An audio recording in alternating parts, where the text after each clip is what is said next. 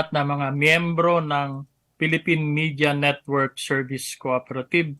Ang ating pong panauhin ngayon na magsasalita ay ang head ng Education, Advocacy and Union Cluster of Cooperatives. Matagal ko na pong kasama ito sa CDA.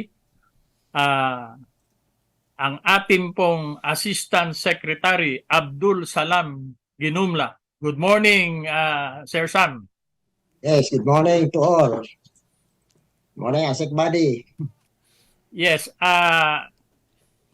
nais kong kasama mo pala dyan si Sally Triñanes, yung supervising Yes, CBS ng Supervision and Regulation, ano? Yeah. Sila po ay magsasalita tungkol sa activities ng kanyang cluster ngayon at siguro ay umpisahan mo na, Asik Sam, para makilala natin ano ba itong Education, Advocacy and Union Cluster ng CDA ngayon. Asik Sam? Bismillahirrahmanirrahim. Assalamualaikum. Maayong buntag and good morning to everyone. Salamat po, Asik Buddy, sa introduction mo. Unang-una, gusto ko lang batiin at purihin ang host anchor na si retired General Jerry Somudio. Yes, sir. Magandang umaga, siya po rin ang chairman ng itong bagong tatag na kooperatiba, the Philippine Media Network Cooperative. Ganon din, binabati ko rin si General Manager Ronnie Ramos. Thank you, sir. Of course, lahat ng mga tagapakinig, lahat ng mga cooperative members entire Philippines. Alam nyo, napakaganda po itong programa ninyo, itong tinatag ninyong kooperatiba. Kasi kami po sa hangin ng members of the Board of Directors ng CDA ay lubos na nagpapasalamat na nagkaroon ng isang kooperatiba na maging katuwang po namin sa pagpapalaganap ng kooperatiba, lahat ng kaalaman sa kooperatiba, lalong-lalo na sa mga lugar na hindi namin inaabot. Isa ito sa advocacy ng Education and Advocacy Union Cluster na isa sa mandato ng aking cluster ay itong about educating the Filipino people about cooperativism. Because as you know that according to the survey, 79% of the Filipino people do not know what is cooperativism. Kaya nga, malaking katulong po namin ito sa pagpapalaganap ng cooperative principles and practices sa lahat ng Filipino people. Tungkol naman dito sa mandato ng aking cluster, Education and Advocacy, alam mo, sa lahat ng cluster, ito yung pinakamaliit. Kukunti lang ang Education Advocacy Cooperative sa entire Philippines. Bagamat napakalaki ang mandato nito. As you know that under 11364 we clusterize into 6 clusters. So isa sa cluster ay itong Education and Advocacy. And under section 19 of this charter, cooperative charter, we are mandated to collaborate with the state universities and colleges tungkol sa cooperative program. Kasi alam niyo, napakarami ng membro ng cooperative ngayon ng matatanda ng edad. So in other words, wala na mga successor. Kung hindi natin i-train, kung hindi natin inject to the minds of the youth itong cooperativism, possible na mangyari na wala na silang kasunod. Kaya napaka-importante yung continuous education through my cluster. In fact, we have already a talk with the CHED para ma-incorporate nila itong cooperative subject or they can offer a cooperative courses sa kanilang mga universities or colleges. As of today, siguro, Len, mga more than 40 na ang state universities and colleges na nagkaroon kami ng memorandum of agreement ukol sa gusto po namin na matrain itong mga youth. Yung mga, in fact, yung isang university ay through the initiative of my companion, si ASEC Body, itong PUP, nag-offer na sila ng cooperative courses. And ito sa ibang university, like in Mindanao, Visayas, including itong Luzon, ay dito pa lang kami sa memorandum of agreement na kung saan ay nagkakaroon kami ng what we call TOT, MOA signing, training on trainers, no?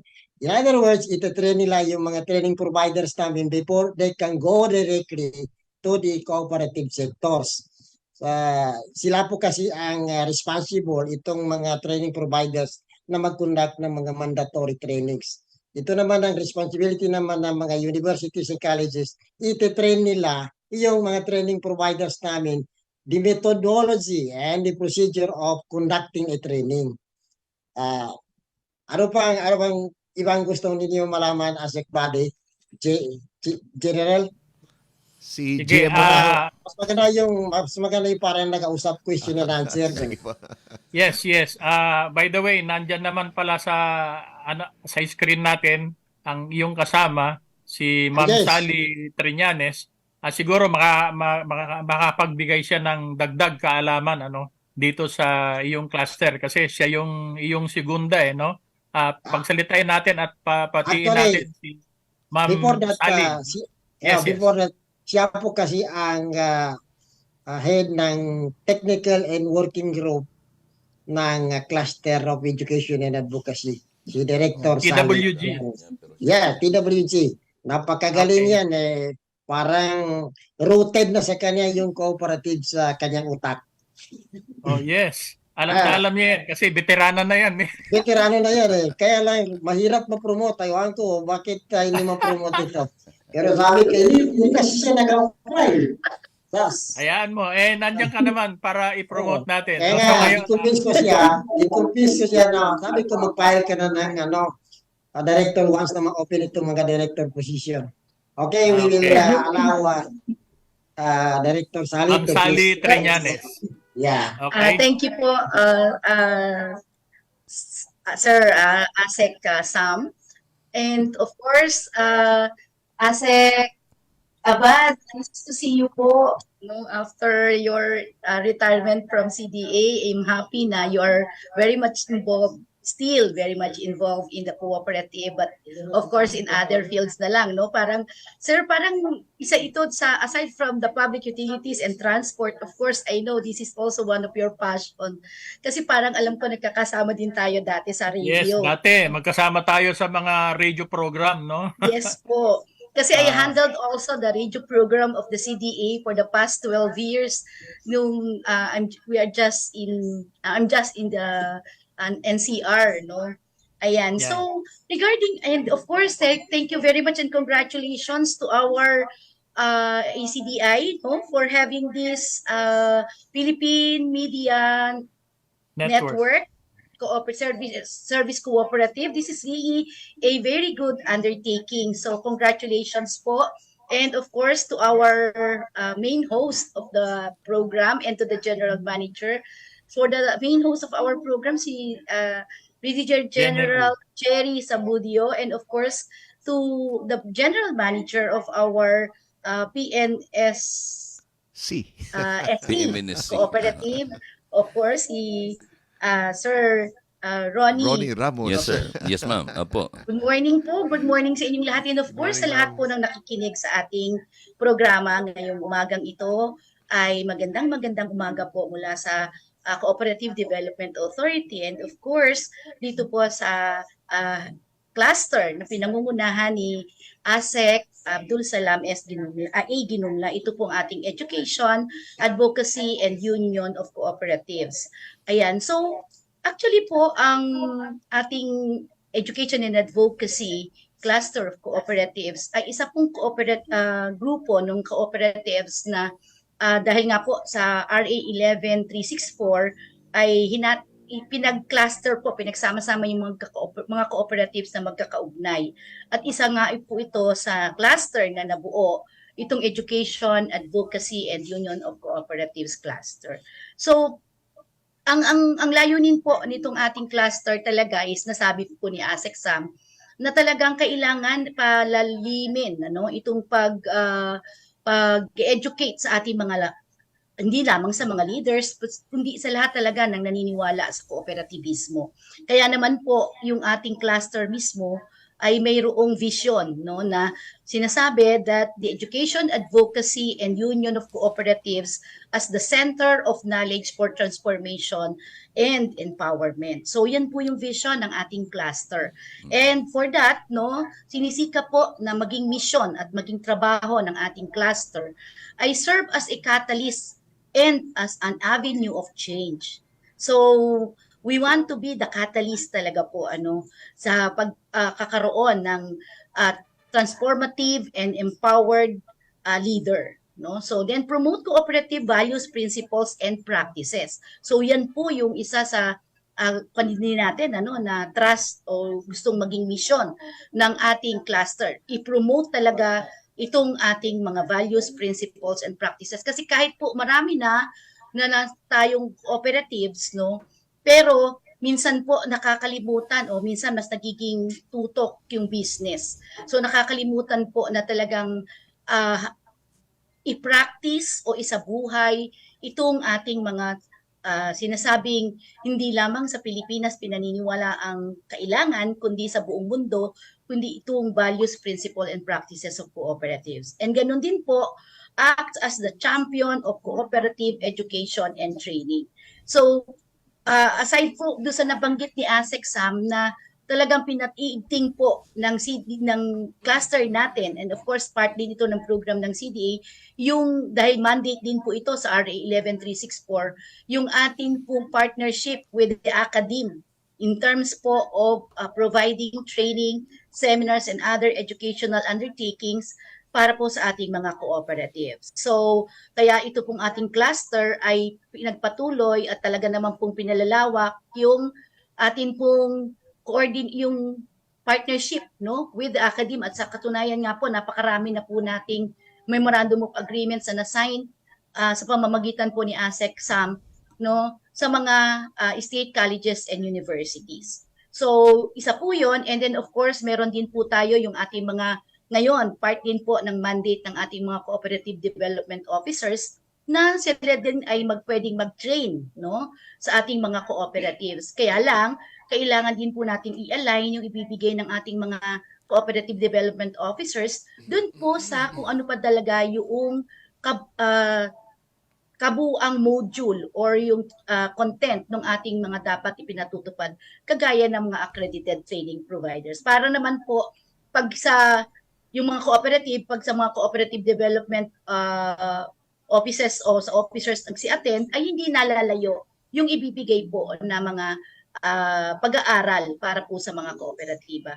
Ganun din, aside po sa mga CDOs natin, ito nga pong pagpapalawak din ng ating mga federations and unions. And of course, dito po sa cluster ni ASEC Sam, ay una-una pong kinakampanya rin niya ay magkaroon po ng union sa bawat probinsya na kung saan po doon ito din yung mangunguna sa pagpapalawak din po ng education para po sa mga cooperative dun sa mga probinsyang yun.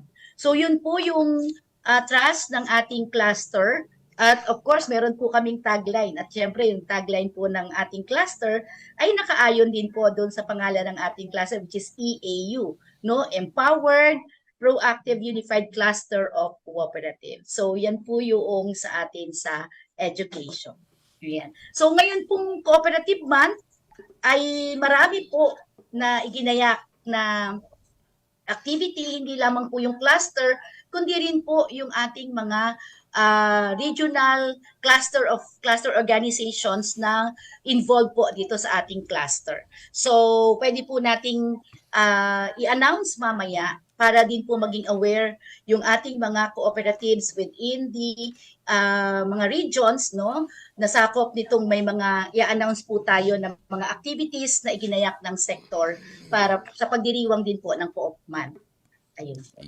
Yun lang po, ASEC Santos. So napakaganda ng mamaya tatalakayin natin yung mga activities. Nabanggit mo pala nabanggit kanina pala ni Sam yung partnership, no, with the state universities, no. Ganito, nabanggit mo kasi si PUP, no. Nag-propose sa amin si PUP ng isang programa na pwede nating pagtulungan dito sa Education and Advocacy Cluster. Yung tinatawag ni Professor Romy Martin na Co-op Aralan, no? So maganda 'yon, ano, Co-op Aralan. So parang university on the air, no? Yes. Siguro through your cluster, no, ASECSAM, yung Education and Advocacy, kami ang magsisilbing information dissemination outlet kami, no? Kami yung outlet, no? Dito sa Co-op Aralan. Tapos kayo yung magpo-provide together with PUP. Siguro we can gather other schools, no? Universities and colleges para dito sa isang programa ng Co-op Aralan, ano? Through the Education and Advocacy Cluster. Gawin po nating ano, parang maging regular siya, no? Yun ang isa sa nakita ko, no? Anong palagay mo doon, ASECSAM? We will support that asset. Basta in line with the cluster of education and advocacy, we strongly support that. Napakaganda yan eh. Kasi isa yan sa magpapalaganap ng kooperatiba sa buong bansa, di ba? Yes. At least ma-aware na sila, baka magiging Malaysia dogs na tayo eh. Alam mo sa Malaysia as a body, malakas talaga ang cooperative dito sa kanila. Kaya nga dapat Pilipinas maging cooperative nation din, ano? Yeah, tama po. In fact, during the second SONA of the President, binigyan niya ng emphasis yan eh, yung cooperative, how to make this cooperative be more strong. Yeah. Ang dami na siyang directives kayo, just last month, 2 directives sa CDA. Palakasin, stabilisin, ang kooperatiba. Yes, nabanggit pala ni Ma'am Sally yung ano, yung sa unions naman, ano na ang status ng ano, promote ninyo ng mga cooperative unions, hindi ba ang gusto mo bawat province meron? Yes, ano na ang latest?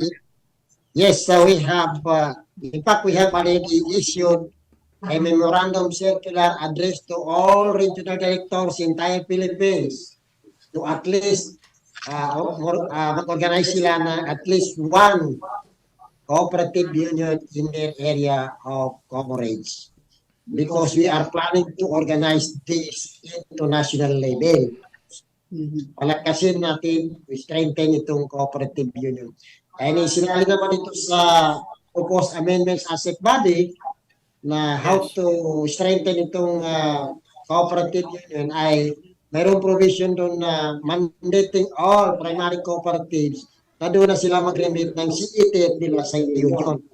Kasi isa ito sa bakit medyo mahina ang union because of walang pera. Parang kinari yan, pag walang gasolina, hindi makatakbo yan. Di ba, Asad Pari?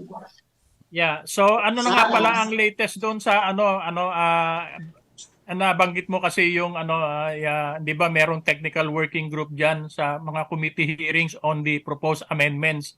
Ma'am Sally, ano na ang nangyari diyan? Are you attending? Uma-attend ba kayo doon? Actually, ongoing ngayon. Ongoing. Nasa 7 floor sila ngayon. Meron ngayon, today. Yes. Actually, Asek, yung tungkol doon sa paaralan sa Himpapawid, no? Actually, meron din po tayong ginawa niyan dati doon sa ating program. Meron tayong pangtawag ko na School on the Air. So, one segment of the program, ng radio program natin noon, ay meron tayong parang 30 minutes na parang sharing, lecture about a certain topic, and sa end, meron tayong question doon at meron ina-address po natin yung sa mga listeners. And after po noon, they can send their answers kung nakinig talaga sila doon sa ating programa regarding the topic na diniscuss. And then when they answer the question and submit the answer, we will provide certificate. No, para po silang nagti-train. Ayan. So, Yeah. kaya lang, on the air nga lang yon. So, part po yun ng ating program before. So, sana maganda po yun na talagang ma-revive at kasi tingin ko po talaga yung ating mga cooperative, lalo na sa mga far-flung areas, maganda nga po at radio, itong ating naging forma no ng komunikasyon kasi mas marami pong nare-reach no na area itong radio. So ngayon regarding po sa amendment sa RA 9520 ay last week po 2 days ay yun ang ginawa at inaasahan na makatapos pero hindi po natapos. Ngayon tinuloy po since yesterday pero nasa Article 60 pa lang po kami. Ngayon ay most likely po baka ubusin po itong linggong ito kasi ang marching order po ay kailangang tapusin within this week. Yun po pag-review dun sa mga provisions ng RA 9520 and connected also to RA 11364 yung dun sa ating charter kung meron bang maapektuhan based on the proposed changes also to RA 9520. Kaya pareho po siya i-review, Sir Buddy. Yeah. At By in the way, addition, in addition, Yes, yes. kasi bukas meron din kaming meeting sa UNITAR, itong United Nation Institute on Training and Research, because they are going to tap itong mga youth cooperative, especially laboratory cooperative.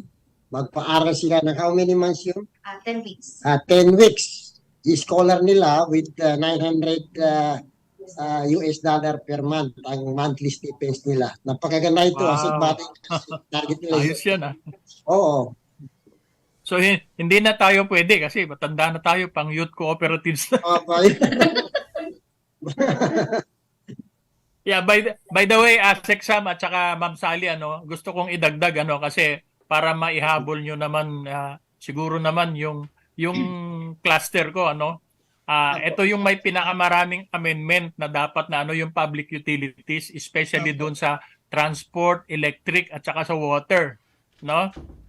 Maraming dapat na i-amend doon. Actually, hindi lang amendment, 'di ba? Sabi ko nga noon revision, no? Kasi dapat alisin na yung ibang mga contents no, especially on the transport at saka sa electric din So those are the portions ng 9520 that really needs amendment no. Siguro nandiyan naman kayo, nandiyan naman si Sexam, nandiyan ka naman Sally. You could help para maipush natin na talagang maganda ang kalalabasan nitong 9520. Yes. Because the president is hoping na talagang nasa zona na talagang kailangan talaga i-amend na yung Cooperative Code of the Philippines kasi 2008 pa yan so Sir Jerry, Chairman Jerry, ikaw naman nandito itong dalawa nating mga guest regarding education and advocacy. Well, o kaya si GM. Apo, yes, Vice Chairman, pasensya. Si Chairman po ay may kausap lang. Pero kanina nabanggit ni Ma'am Trillanes.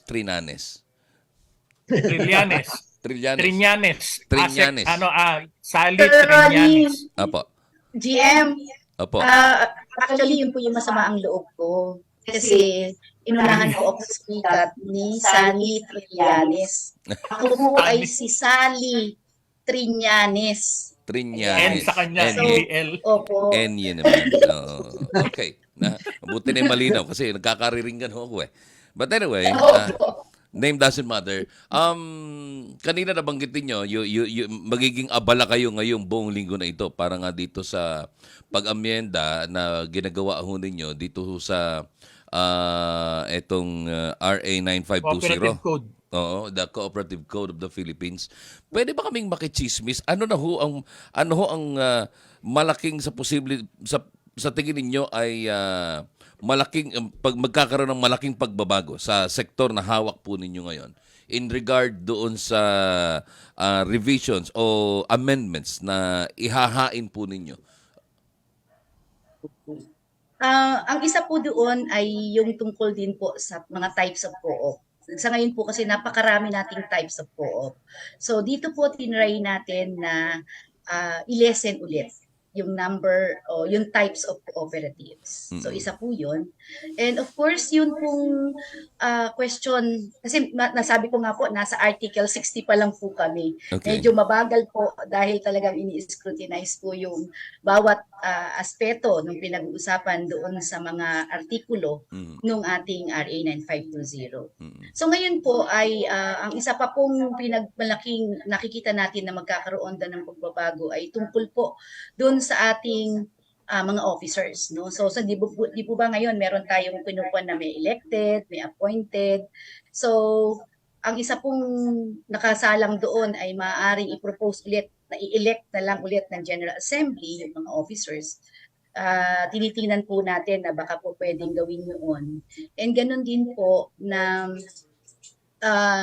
yung mga termino ng ating mga officers at yung mga sinasabing may mga relationships up to the third degree of consanguinity and affinity, opo, ay itine-check po natin mabuti. So kung ano ba yung nararapat, no? Kung hanggang third degree lang ba, fourth o sixth, or kailangan ba magkaroon ng term limitations sa mga officers, not only the board but also the committees. So may mga ganyan pong tinitingnan at pinagtatalakayan doon po sa body. So andun pa lang po kami sa aspeto na yon, papasok pa lang po kami sa aspeto ng yung ating sa mga capitalization. At yun po, of course, na capitalization po ay ipopropose natin ng increase. And ganun din po, sa ngayon, ang pinag-uusapan talaga na medyo ina-anticipate namin kung ano yung dapat ilagay ay tungkol po doon sa taxation issue. Are we really going to propose for a 100% pa din na tax exemption, or magpo-propose na ba ng tax measures if ever, kung sino yung pwede nang i-cover ng taxation or what. So yun po ang mga pinag-aaralan pa kung mabuti at papunta pa lang po yung grupo sa ganung sa parte po na yon ng ating batas. Ito po ba ay magiging pangkalahatan o doon lamang sa cluster na nasa ilalim o doon sa mga kooperatiba na nasa ilalim po ng inyong cluster? Panglahatan po yung pag-review ngayon, General yan. GM. Ang pag-review po nung grupo na nakasama po tayo doon ay yung buo po talagang RA 9520. At yun kung ano po yung lalabasin at kung paano po din ilalagay sa batas yung tulad ng nabanggit po ni ASEC Body na yung mga tungkol po sa marching order din ng ating Pangulo, itong nakaraang SONA, yung tungkol sa agri, yung tungkol po dito sa mga concerns ng mga ng ating bansa na pwede pong yung kooperatiba ay isang maging player natin in terms of providing yung mga pangangailangan niya ng ating mga kababayan. So yun po yung tinatry din natin na ma-address dito sa mga changes na ipinapasok po sa ating batas. Doon sa binabanggit po ninyo na ilang pagbabago ay yung pagbabawas ng mga types of cooperatives, hindi ho kaya ito maka-apekto naman doon sa mga benepisyo o alalay na natatanggap nila mula sa mga supporting agencies ng pamahalaan? Yes po. And actually, hindi po natin nakikita na maapektuhan yun. Kasi actually, ang sinabi ko po na pagbabago ng type o pagbabawas sa types of cooperatives ay dahil po parang inugnay na rin po yung pag-type doon sa clusters na meron tayo. Kung meron lamang tayong 6 na clusters, hanggat maaari, baka po pwedeng konti na lang din yung mga cooperatives. Kasi kung tulad po, meron tayong dairy cooperative, baka po pwede na lang na yun ay kasama na sa ating agriculture co-op. No, hindi, kaya naman po sa producers, kung sila po is into processing nung dairy, no, yung mga milk products, so ganun. So yun po yung tinitingnan natin. Hindi kaya mas magiging mas magulo naman yun. Mas magiging sakit ng ulo po ninyo yun, ma'am. Kasi imagine, for example, yun na nga, yung dairy cooperatives. lahat yan na may kaugnayan sa dairy. Pag pinroduce nila yan, mapupunta sila sa producers. Hindi kaya pwedeng tanggalin na lang yung mga types of cooperatives at gawin na lang sila lahat na multi-purpose cooperative, something like that. Para nang sa ganun Ayan. is lahat sila, kung kagaya nitong may kaugnayan sa mga animals and other industries na may kaugnayan sa hayop o sa agrikultura, lahat agrikultura na lang talaga. So meron lang tayong ilan na lang lahat ng mga kagaya niyang dairies, farming, mga fisher folks natin na may mga kooperatiba din. Lahat ay maging tawag dito sa agriculture sectors na lang. Plus, kagaya halimbawa, meron tayong advocacy, meron tayong communications, plus nadagdag pa yung Philippine Media Network Service na hindi pa namin alam kung saan kaming type of cooperative masasama. So, paano yung magiging action po ninyo dito? Pagsasamahin o tatanggalin? How? Paano yun? Actually po, pagka talagang pinag-usapan po natin ng agriculture, and ang agriculture naman po is hindi lamang in farming. Apo. Pati po itong ating mga sinasabi natin sa animals and even fisheries is part po ng agriculture. So pagdating naman po talaga sir sa agriculture, ay multi-purpose po tayo. So hindi po tayo single line. No, unlike ang credit, no, or credit ka lang talaga, consumer ka lang talaga. Or kung ikaw po ay katulad natin, nasa media tayo, service. So tanong niyo po kanina, saan tayo? So meron po kasi tayong service cooperative. At itong mga service na ito, ano ba yung mga nasa service? Actually, alam na alam niya ni Asek Abad kasi yung kanyang dating cluster is yung public utilities, no, cluster. Yan po yung talaga mga nasa services like electric, water. Ito po actually ang ating media network na ito ay nasa communication. Ayan. So na party po nung yung public utilities, but part po yun ng kung type of cooperatives po ang pag-uusapan natin. Ito po ay nasa service. Ayun. So, ganun po yung pa natin. Ngayon, pero pagdating po pero talaga sa natatouch din agriculture, namin yung advocacy, Ma'am Sally, no? Kasi yes may po. advocacy din because Yes. information dissemination. Sa media, So opo. may kasama rin na advocacy dyan sa cluster ninyo. Yes, pwede rin po kayong makasama dito sa cluster namin, nito ni ASEC Sam, itong ating Education Advocacy and Union Cluster. Kasi nga po, tama yung sabi ni ASEC Abad, na kasama tayo doon sa pag-advocacy. So, and since nasa media tayo, yun naman talagang media ang pinakamagandang forma para po tayo mag-advocate, no? So, mag-advocacy. So, yun po yung nakikita natin na pwede yun yung samahan na cluster. So, sa dalawang cluster na yun. Okay, so, ganun po yung Hindi ba sinasabi pwedeng lahat natin. ng cluster Ngayon, pero kasama na lang po kami? yung idea po natin na pwede bang gawing lahat multi-purpose, actually, as much as we want also to do that, pero actually, ang mas concern po natin ngayon talaga is ma-identify talaga ng cooperative kung ano ba talaga yung gusto niyang business and ano ba talaga yung need ng mga tao within that certain, kung saan man po sila nakalocate, kung ano yung pangangailangan nila for having a cooperative.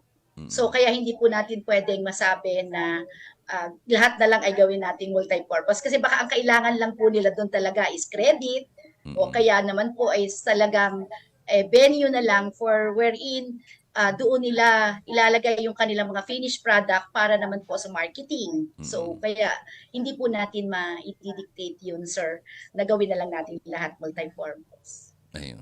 Okay. Salamat naman po at ito po pala ay ang CDA ay meron na pong ugnayan with the state colleges and universities. Ang gusto ko lang sa aking pananaw kasi nung una pag sinabi mong kooperatiba, yun na yun kooperatiba hindi baga. Now we're into education na rin. I mean, ano-anong mga cooperative courses ang ino-offer na natin ngayon in regard to UP ba o PUP? Na mayroon ng ino-offer na ngayon na sabi ni ASEC Sam is mga cooperative courses.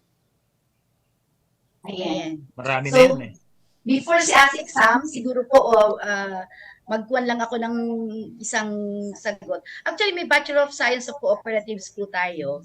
sa PUP. Isa po talaga siyang isang course talaga. Po. And marami na rin po tayong graduates dyan. No? Actually po, nitong nakaraan lang, dito sa CDA, meron yata kami ditong mga 20 na OJT. Opo, na galing sa PUP na mga graduating ng Bachelor of Science in Cooperatives. So yun po mismo sir ang meron talaga po tayong isang full-blown na course talaga po na pagpipilian ng mga estudyante when they enter into college na talagang sentro sa cooperativism. Okay. So anong mga major courses ang no-offer nitong Bachelor of Science in Cooperatives dito? Kasi kagaya yung gaya kami Bachelor of Arts in Mass Communication. So sa Bachelor of Arts, maraming mga field of specialization na ino-offer. So Bachelor of Cooperatives, what are the specialized offers that we have?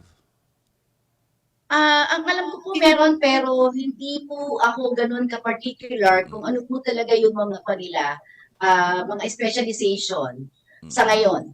So pero ang sinasabi po ng mga bata, parang meron nga silang parang sa first 2 years, parang general yon, but on the General, third year and yes. fourth year Normally, nila, ganun. parang doon na sila, they need to decide ano ba talaga yung panbawa, like sa financial management ba, o yung mga gano'n, nasa parang community work ba sila, or mga gano'n. So parang may mga choices na po, pero hindi po, siguro po iaalamin natin yan, at sa mga susunod po na programa natin ay pwede rin po natin maibahagi yung tungkol dyan. Pero sa atin pong ibang state colleges and universities, ang mga ino-offer po nila ay part lang ng mga subjects, no, ng mga regular courses sa ngayon. So ino-offer po nila, ini-include po nila sa curriculum ng mga regular courses na ino-offer ng mga state colleges and universities.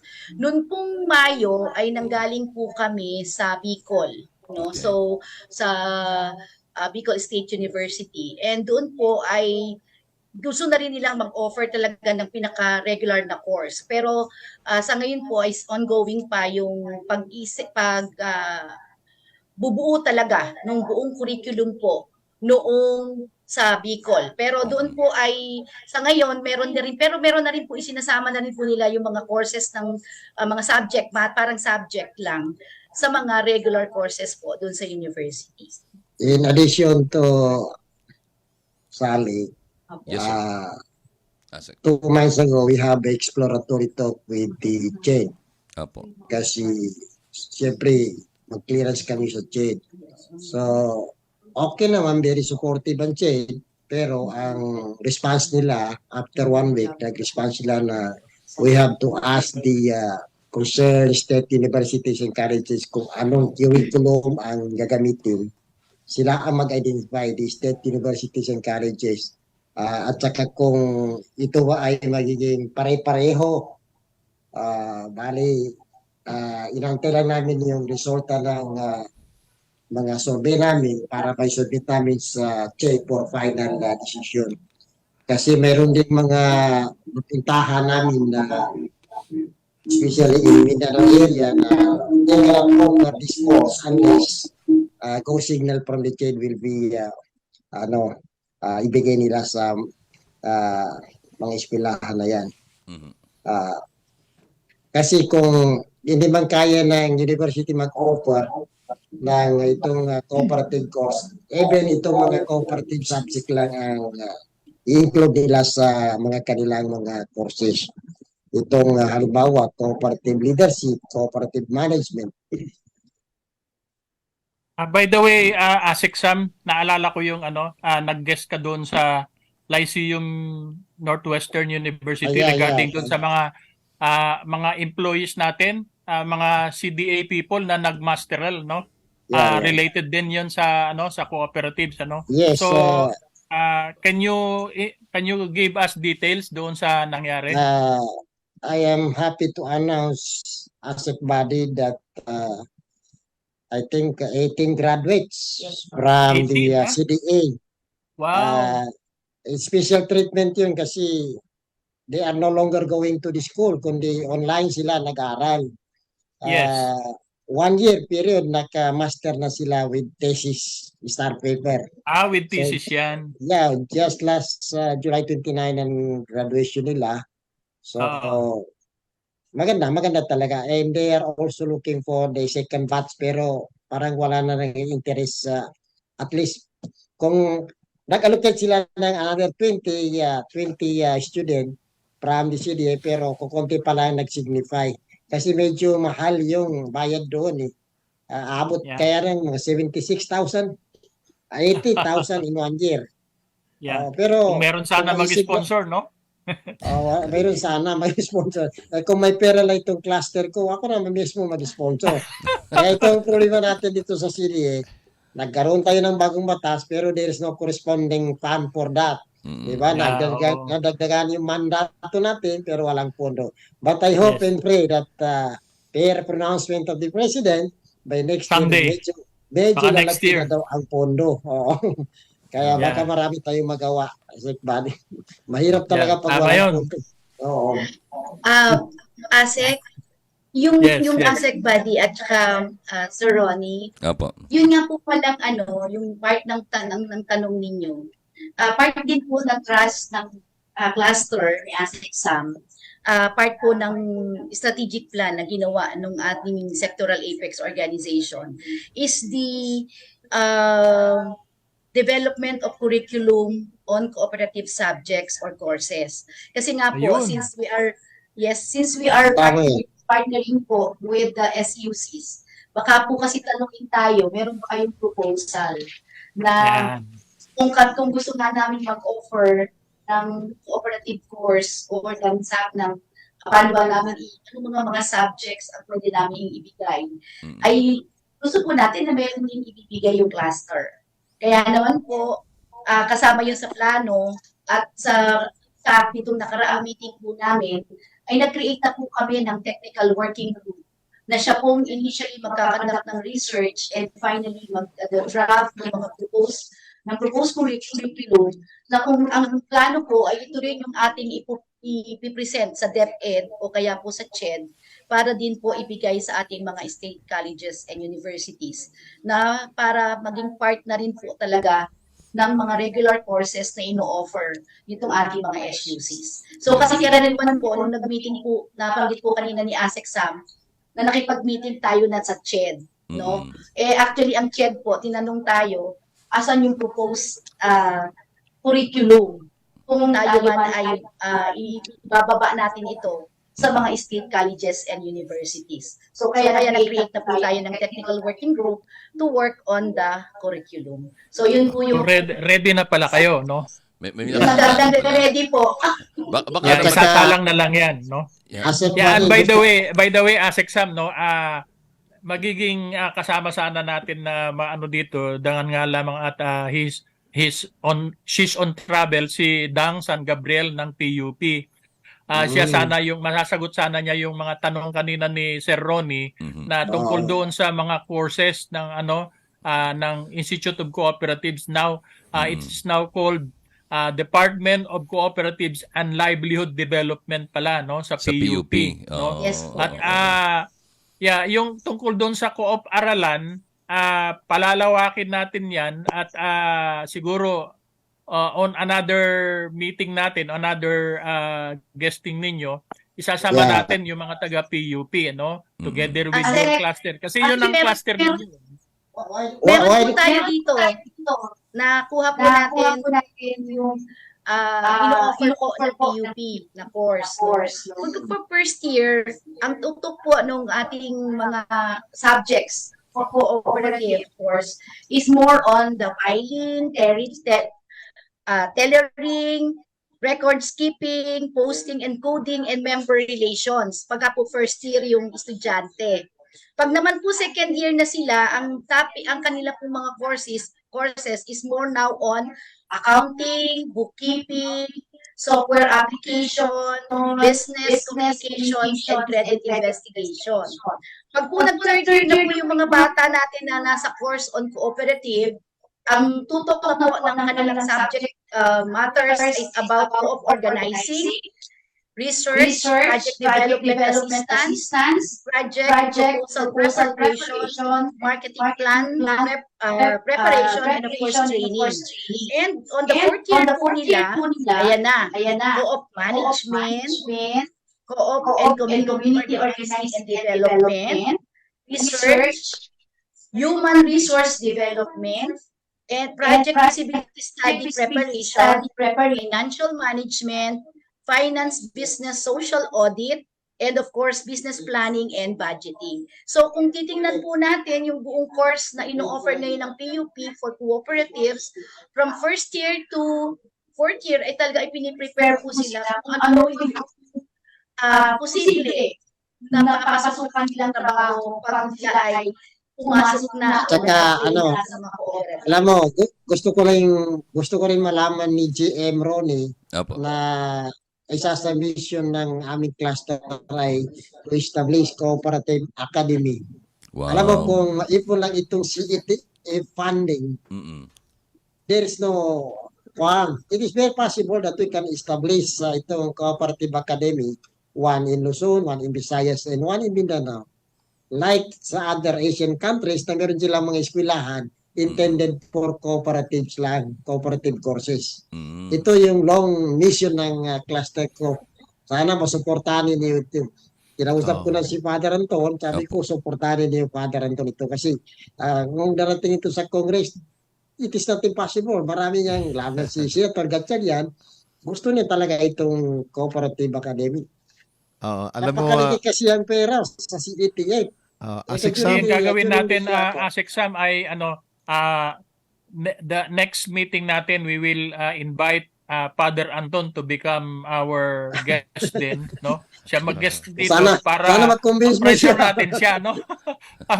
Para pagdating doon sa committee hearing sa Congress, one of the amendments is your proposal regarding the Cooperative Academy, di ba? Actually, in-include namin yan. In-include namin sa provision ng amendments, Cooperative Academy. Maganda. Tama. Out of the CET plus. CET funding lang ha. Just last year, according to Atty. Paco, mga 2 billion na. 2 billion plus. Unremitted CET funds for by the primary cooperatives. Now, how about yung mga previous years? Napakarami na. Yan ang dapat gawin natin na yung planuhan natin yung CET funds. Hindi, at saka dapat yung cluster mo ang nagmo-monitor noong CETF kasi Cooperative Education and Training Fund di ba? Siguro your cluster should monitor the CETF kung nagko-comply ba sila doon sa, di ba, meron tayong memorandum circular, I understand, no? Na ginagawa na nating mandatory that they should remit their CETF if they're not member of a federation or a union, dapat mag-choose sila, no? They should choose kung kanino nila ibibigay yung kanilang CETF. Kasi take the case of one primary cooperative, parang BJMP ba yon, no? Na wala siyang membership in a federation or union at naipon na yung kanyang CETF, no? Tapos ayaw naman nilang ibigay. So those are the things that dapat i-monitor ng cluster mo. Kung saan na yung mga CETF na yan, Aseksam, siguro during one of your board meetings, i-reiterate mo ulit ano na nangyari doon sa memorandum circular. Actually, Asek Mari, that is one of my intention why I want to organize union into national level. Yeah. Kasi we will strengthen the union. Yan ang dapat kasi magkanap yung union. Di ba? Oo. Pero tama yan. Tama yung sinasabi mo. Malaki na masyado yung CETF funds. Pero konti lang siguro ang nagre-remit. In spite of that circular na rinelease natin sa mga primary, so matigas pa rin ang ulo. Doon pa rin sila nag-remit sa kabila. Pero sana mag-check ito. Yeah. okay. Thank you, Asek Mari. Maraming salamat, Sige, Asek. Sige, Talagang, nandiyan na si Chairman Jerry. congratulations po. Nakita ko na maganda po yung direksyon ng ating cluster tungkol po sa education at advocacy at saka yun sa Union of Cooperatives. At nakita ko talaga na yung success ngayon, yung tagumpay ng kooperatiba ay ang tingin ko isa sa mga contributor diyan ay yung mga programa po ng Education Advocacy and Union of Cooperatives Cluster na pinamumunan ni ASIC Sam. Kaya wala lang kaming pampapalakpak dito, ASIC Sam, but gusto namin ho kayo na i-congratulate. Ano ho. Pero ako naman ho ay personally nakikita ko na maganda yung programang tinatahak ngayon ng CDA. At ako bilang dating commandant po ng school at kumbaga na naging involved din sa review ng mga curriculum, talagang ang number one na tinitingnan talaga is ano yung competency na dapat i-develop natin. And of that competency, ang pinag-uusapan ay yung knowledge, yung skills, at saka yung attitude. So tama yung direksyon natin ngayon na nagkakaroon ho tayo ng consultation sa mga cluster. Kasi bawat cluster may kanya-kanya mga kompetensi na may distinct na kompetensi yan eh. Like kung ikaw ay nasa transport sector, iba yung kompetensi na requirement mo kumpara doon sa kompetensi na nasa credit na mga cooperative GM. So ito yung nakikita kong relevance, yung magandang close na consultation sa iba't ibang mga cluster para alamin doon sa mga level nung kanilang operations. Yung mayroon kasi nasa baba, sa middle at nasa management, top management eh. So may kanya-kanya mga kompetensya yan eh, na requirement.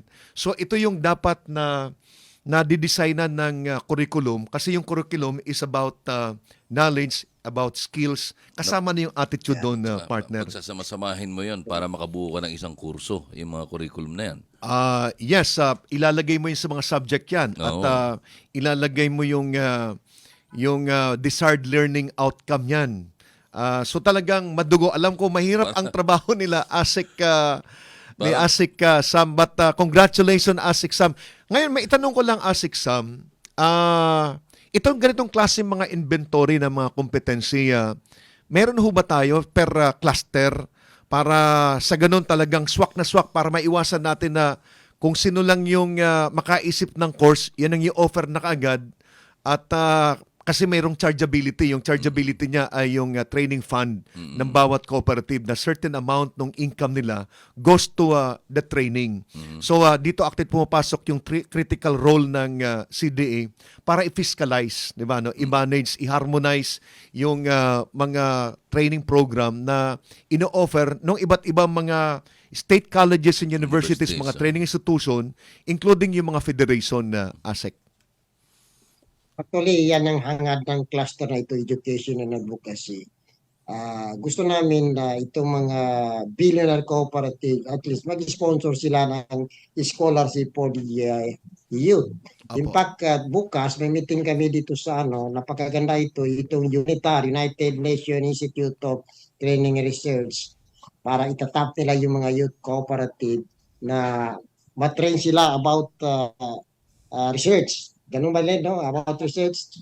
And ito, gagastos sila kasi they will be granting $900 per participant for a period of 10 weeks. Ito na ganyan sana ang gawin na itong mga billionaire cooperative out of the CETF funding. Kaya nga naisip ko magkaroon tayo ng cooperative academy kasi napakalaki ang pera dito sa CETF na parang hindi man nagagamit. Hindi nagagamit eh. Dapat sabi ko gawin natin yung cooperative academy sa one Luzon, one in Visayas, and one in Mindanao. Galing, Malaking tulong yan. Kaya lang, yun na nga, sinali na namin ngayon sa amendments, it's mandatory remittance of CETF to the union. So, ASEC, Sir marami pa Jerry, tayong pag-uusapan pagdating ng panahon pero inabot na ho tayo ng oras. So, ibig sabihin niyan ay si ASEC Abad Santos ay muli po kayong iimbitahan kasi marami pang mga pwede tayong pag-usapan, especially doon sa mga courses at mga trainings na talagang magiging responsive siya doon sa requirement ng bawat kooperatiba para maiwasan yung pag-fail ng kooperatiba talaga eh. Kasi ang nakita ko doon is more on management, So isang level ng training yan na partner eh. Tapos yung mga workers mo para yung staff na in charge doon sa mga technical requirement ng operations ng isang kooperatiba ay equipped siya eh. Knowledgeable siya Correct. partner eh. Yun ang actually nakita ko direksyon ng Posible kaya Actually, magkaroon ng General parang Chair, mga major. yan ang isa sa causes bakit mga 70% of the cooperative in entire Philippines are dormant. They are not active because of lack of continuous education. Para kasing halaman yan, cooperative. Pag kulang ng dilig, dilig. mamatay yan. O, ganun rin. Di ba? Pwede ba yan ASEC na ang gagawin talaga? Baka pwedeng pag-aralan nyo ASEC paano nyo palalabasin yung mga kooperatibang malalaki para magturo sila. Like for example, ACDI. Para isa nila yung knowledge ACDI. nila, 'di ba? Yung skills, 'di ba, no? Yung mga tao ng kooperatiba ng ACDI. Yan ang maging resource person sa mga training. Kasi nakita nila paano nagsimula ng 200,000 up to 54 billion. Yung kwento lang na yon, partner, yung mga struggles basis sa mga doon, yung mga testimonials. problema doon, magandang kwento na Success yan. 'Di ba, no? Pwedeng Inspiration. gamitin inspirasyon, basis ng mga ituturo nila. Yung So, lalandasin ng kanilang motivational, pag-aaral. Asek, ito, last na lang ng tanong ito bago tayo magpaalam. Paano naman na, kasi siguro ho, paano natin nababantayan na yung mga nagtuturo po dito sa mga training na ito, ay meron talaga silang dala. Ibig sabihin, meron silang baon na pwedeng maitulong talaga sa sektor ng cooperative. Kasi baka ang magtuturo ay, kumbaga, lahat theoretical, yung kanyang knowledge, 'di ba? Walang pinanggagalingan. So Walang iba sapat like na sa amin eksperyensya. sa amin sa flying partner eh. Ako kasi piloto eh. Maganda yung nagtuturo mismo yung lumilipad. Tama. Kasi nagkikwento niya yung mga bagay na wala sa libro. In the same manner sa tingin ko sa kooperatiba, ganun din. Dapat ganun din. Kasi may ikikwento niya yung mga ups and downs na yon na ASEC Sam. Alam mo, Jane, itong ginagawa, itong kooperatiba ninyo, eskwelahan ito, university, di ba? Wala namang gasto yan. Tapos marating ninyo yung mga dapat na hindi nararating ng kwan, hindi nararating ng CDA. Nakakarating kayo sa mga liblib na lugar through to this program. Kaya ako'y nagpapasalamat talaga na nagkaroon tayo ng kooperatiba na mabuti kaya naisip ninyo ito asset body. Di ba?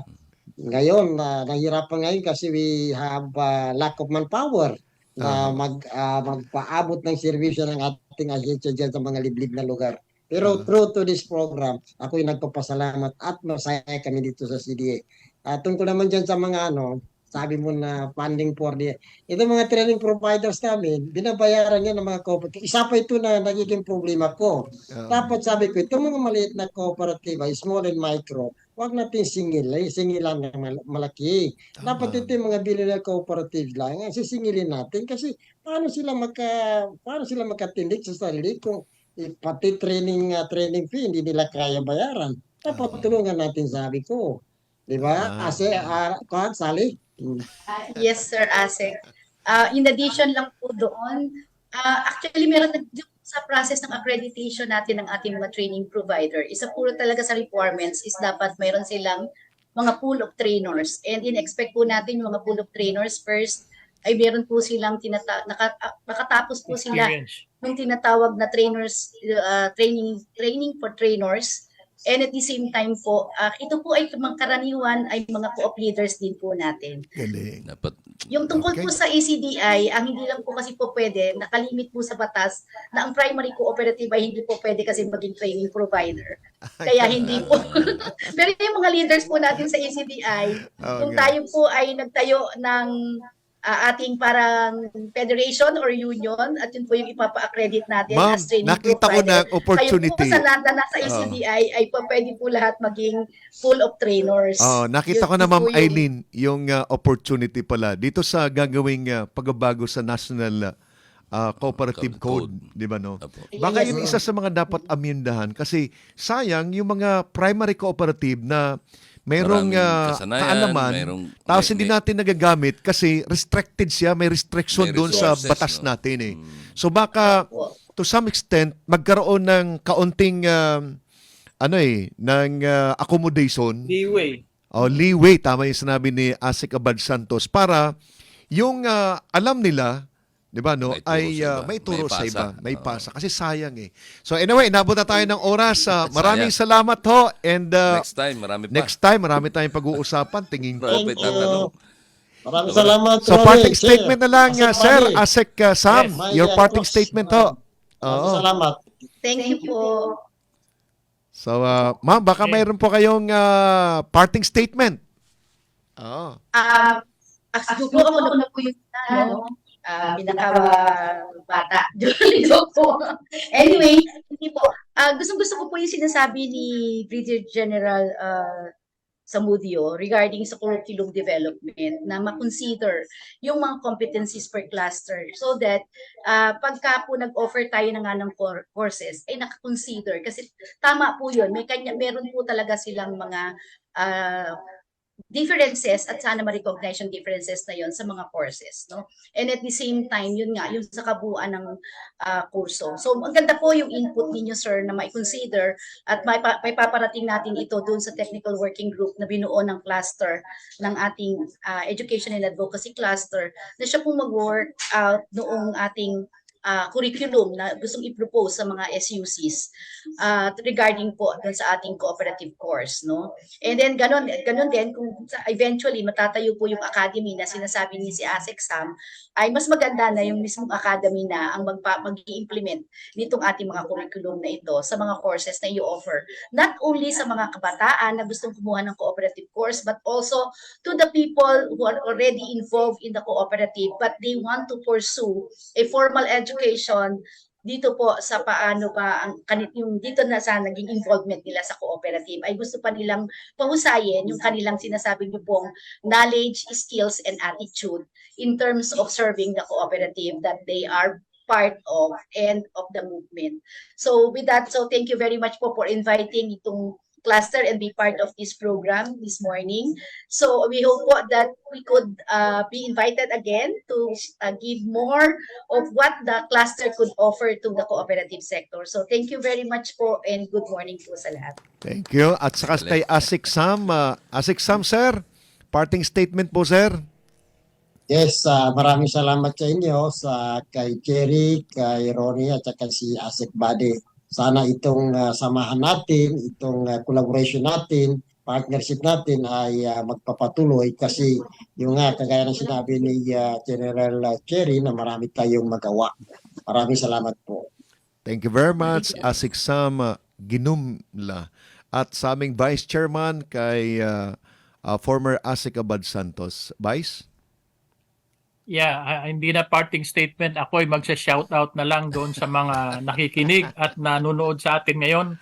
Una-una, yung mga nandyan sa CDA head office, no? Yung mga departments diyan, doon nandyan sa kumbaga sa lower house from ground floor up to the 6th floor, ano? Nandyan sila ngayon nanonood, no? Sabihan mo sa kanila, Salin, na sila naman ang susunod.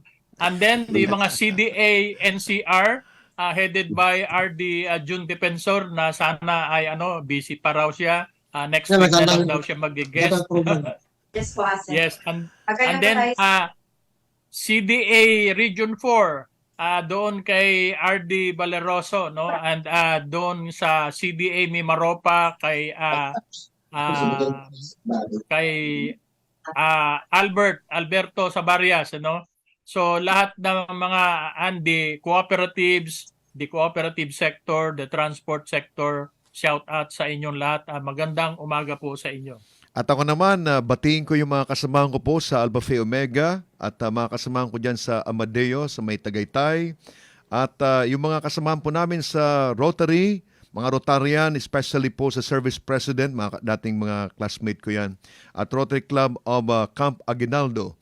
And sa mga dati kong classmate po sa Marcos Stadium, dyan po sa Pilica Marinisura, dyan po sa mga kasamahan ko po sa St. Vincent, dyan po sa Lipa, and sa mga Maharlikan at mga kasamahan ko po sa University of Nueva Cáceres, mga dating mga tauhan ko dyan sa 553rd Engineering Squadron, sa mga taga-BCBP, at meron nanonood sa atin na GM, si Olivia Canto at Mrs.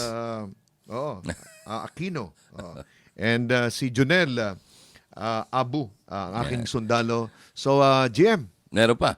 Si Chona Elaine Castro, Ricky Velasco, Jigs De Castro, Bong Dapudong, Roy De La Cruz. Ito, magaling din tong komedyante to. Si Mark Colocoy. Ayan, si Sweetheart, si Olivia. Ayan, sa inyo lahat, maraming salamat po. At sana po ay meron kayong natutunan. At suportahan po natin ang pagkakaroon po ng isang akademya sa mga darating na panahon para po sa kooperatiba. Para marami ho tayong matutunan, hindi yung basta marinig lang kooperatiba, ang alam natin yun na yun. Di ba? Pero there's more within it.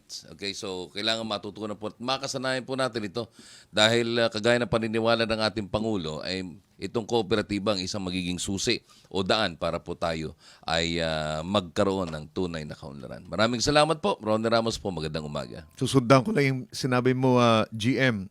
Tunay na kaunlaran, kasi sa kooperatiba, hindi lang mayayaman. Pati yung mga maliliit nating mga kabayan, kapag sila ay nagsama-sama, nagkakaroon sila ng oportunidad Tama na po yun. magmay-ari ng mga negosyo dito sa Pilipinas. Kaya ang kooperatiba is the formula to genuine development, inclusive.